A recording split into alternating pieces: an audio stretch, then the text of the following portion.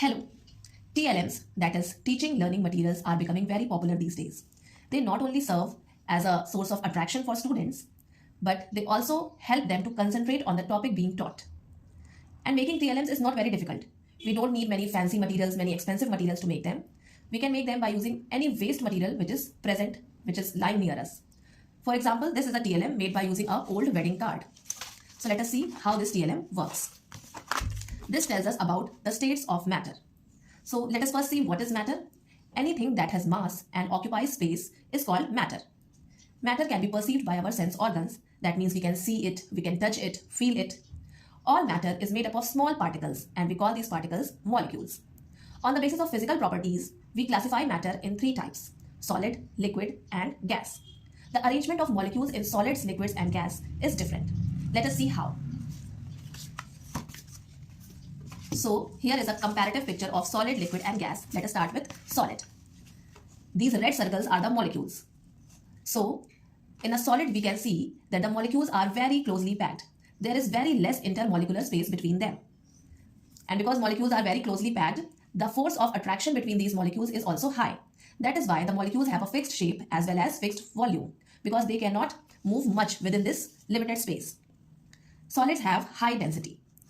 Now, in case of liquids, the molecules are loosely packed. They have comparatively more intermolecular space and so less intermolecular force. They don't have a fixed shape. Instead, they take the shape of the container in which they are poured. The volume of liquids is fixed and they have comparatively low density. In case of gases, the molecules are very loosely packed. They have a lot of space where they can go because the intermolecular force between them is very less. So they don't have a fixed shape. They take the shape of the container in which they are kept. Also, they don't have a fixed volume. They fill the entire container in which they are kept in. They have very low density. So due to the different molecular arrangement, matter can be classified as solid, liquid, and gas. Now let us see some examples of matter and classify them as solid, liquid, and gas.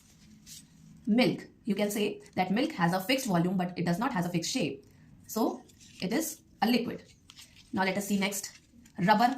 Rubber is a solid. Brick also, it has a fixed shape, fixed volume, it is a solid.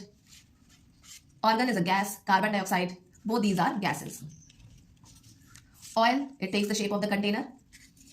It has fixed volume, so it is a liquid. Petrol and diesel are also liquids. Glass is a solid.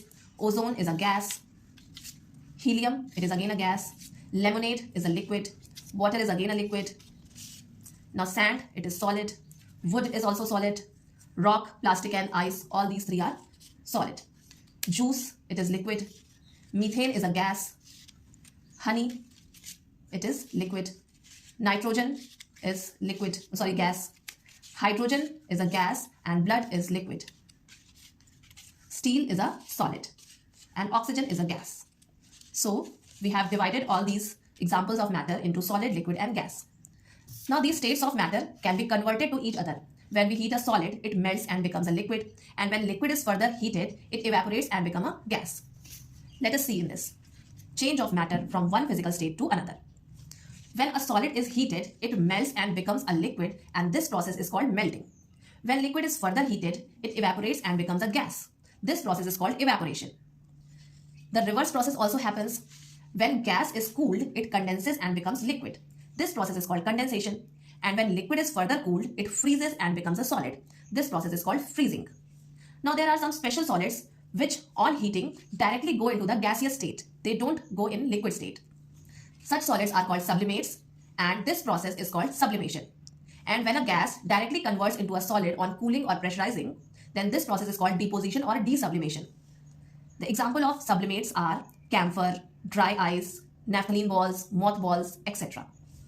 So I hope this is a simple model which everyone can make and use it in their class and attract the attention of students and help them in focusing in their studies.